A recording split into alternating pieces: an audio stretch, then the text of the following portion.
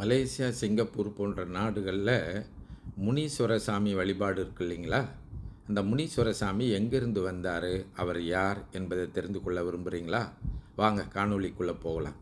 தென்னாடுடைய சிவனே போற்றி, எந்நாட்டவருக்கும் இறைவா போற்றி. அனைவருக்கும் வணக்கம். இந்த காணொளியில் முனீஸ்வர சாமியை பற்றி தான் சிந்திக்க போகிறோம். ஏற்கனவே முனியாண்டி சாமி பற்றி ஒரு காணொளி பார்த்தோம்.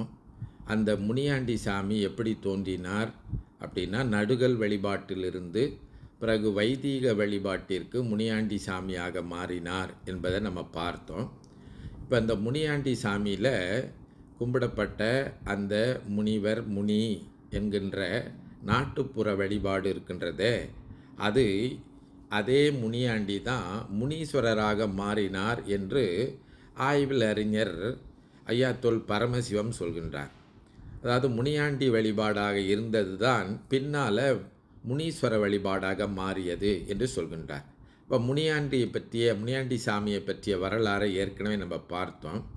ஊர் எல்லையில் முனிவர் தவம் இயற்றி ஊர் மக்களுக்காகவே வாழ்ந்து ஊர் மக்களுக்கு நன்மை செய்து உயிரை ஈகம் செய்த ஒருத்தரை முனியாண்டி அல்லது முனிவர் வடிவத்தில் இருந்த ஆண்டி என்று மரபு வழிபாட்டில் கிராமத்து மக்கள் நடுகள் கட்டு வழிபட்டார்கள் என்கிற செய்தியை முனியாண்டியை பற்றிய காணொளியில் நம்ம பார்த்தோம். அந்த அடிப்படையில் முனியாண்டி சாமிக்கு ஒரு சூலம், அரிவாள் போன்றவற்றை அரச மரம், ஆலமரம் போன்றவற்றில் நட்டு வைத்து வழிபாடு செய்திருக்கின்றார்கள் என்று நம்ம ஏற்கனவே பார்த்தோம். அந்த வழிபாட்டினுடைய மறுவுதல் தான், மாற்றமடைந்தது தான் முனீஸ்வர வழிபாடுன்னு சொல்கிறாங்க. இந்த முனீஸ்வர வழிபாடு நீங்கள் பார்த்தீங்கன்னா முனியாண்டியில் முனி ஆண்டி என்று இருக்கின்றது, முனீஸ்வர வழிபாட்டில் முனி ஈஸ்வரன் என்று இருக்கின்றது. அப்போது இந்த முனியாண்டி வழிபாட்டில் சிவனை நேரடியாக தொடர்படுத்தி, இதற்கு முன்னால் வீரபத்திரர், அடுத்து 7 முனிகள் என்றவற்றை தொடர்புபடுத்தி முனியாண்டி என்று ஒரு கடவுள், ஒரு வழிபாடு, காவல் தெய்வம் உண்டாகியது அப்படின்னு நம்ம பார்த்தோம். அதே அந்த புராண செய்தியை மகா சிவபுராணம் என்று சொல்லக்கூடிய புராணத்தில், வேதவியாசர் எழுதிய அந்த புராணத்தில் சிவபெருமான் தக்கனுடைய யாகத்தை அழிப்பதற்கு வீரபத்திரரை தோற்றுவித்தார் அப்படின்னு நம்ம பார்த்தோம். அந்த வீரபத்திரருக்கு துணையாக 7 முனிகளை சிவபெருமான் தோற்றுவித்து கொடுத்தார் அப்படின்னு பார்க்குறோம். இதில் பத்திரகாளியும் சிவபெருமான் தோற்றுவித்தார் அப்படின்னு நம்ம பார்க்குறோம். அந்த 7 முனிகளில் சிவகணங்களாக சொல்வதும் உண்டு.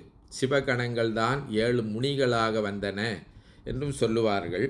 அந்த 7 முனிகளை சிவமுனி, மகாமுனி, தர்மமுனி, நாதமுனி, ஜடாமுனி, வால்முனி, கருமுனி அப்படின்னு அந்த முனிகள் ஒவ்வொன்றும், இப்போ சிவமுனிங்கிறது தவக்கோலம் உடைய முனி அப்படின்னும், மகாமுனி என்பது பேராற்றல் வடிவம் உள்ள முனி என்றும், தர்மமுனி என்பது நீதி வழங்குகின்ற முனி என்றும், நாதமுனி என்பது நாத தியான வடிவத்தை கொண்டிருக்கின்ற முனி என்றும், ஜடாமுனி என்பது ஜடாமுடியை கொண்டிருக்கின்ற முனி என்றும், வால்முனி என்பது வால்மீகி முனி, அதாவது ஆயுதம் தாங்கிய முனி என்று சொல்லியும், கருமுனிங்கிறது ரொம்ப சினம் கொண்ட வடிவம் கொண்ட முனின்னு சொல்லி 7 முனிகளை சொல்கின்றார்கள்.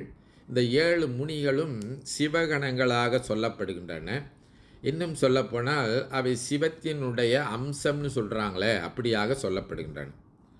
இந்த 7 முனிகளையும் சிவத்தினுடைய அம்சமாக சொல்லப்படுவதனால இந்த 7 முனிகளை நம்முடைய இந்த தமிழர் வழிபாட்டு, நடுகல் வழிபாட்டில், கிராமிய வழிபாட்டில், மரபு வழிபாட்டில் இருந்த முனியாண்டியோடு தொடர்புபடுத்தி, முனி ஆண்டிங்கிறதில் அந்த ஆண்டியை நீக்கிட்டு முனீஸ்வரன் என்கின்ற ஈஸ்வரன், சிவத்தினுடைய அம்சம்னு முதல்ல சொன்னோம் இல்லைங்களா, அந்த முனிகளை எல்லாம் சேர்த்து ஈஸ்வரனாக முனி ஈஸ்வரன் என்று முனீஸ்வரன் தோன்றினார் அப்படின்னு ஒரு வழிபாடு தோன்றியது என்று ஆய்வியல் அறிஞர் ஐயாத்தொல் பரமசிவம் சொல்கின்றார்.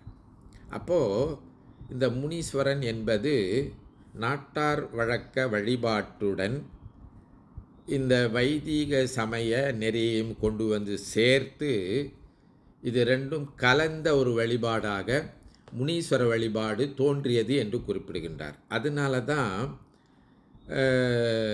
சில முனீஸ்வரன் கோயில்களில் இந்த நாட்டார் வழக்கத்தில் சேவல், கடா, கருவாடு, சுருட்டு, அரிவாள் இதெல்லாம் வைத்து வழிபாடு பண்ணுகின்ற ஒரு முறை இருக்க போக, இன்னும் சில முனீஸ்வரன் கோயிலில் சைவமாக அந்த முனீஸ்வரனை வழிபடுகின்ற இருக்கின்றது. இன்னும் சில கோயில்களில் கூட பார்த்திங்கன்னா சிவமுனீஸ்வரன் என்று நேரடியாகவே எழுதியிருப்பார். இப்போ மலேசியாவில் சிவமுனீஸ்வரன் கோயிலெலாம் இருக்கின்றது.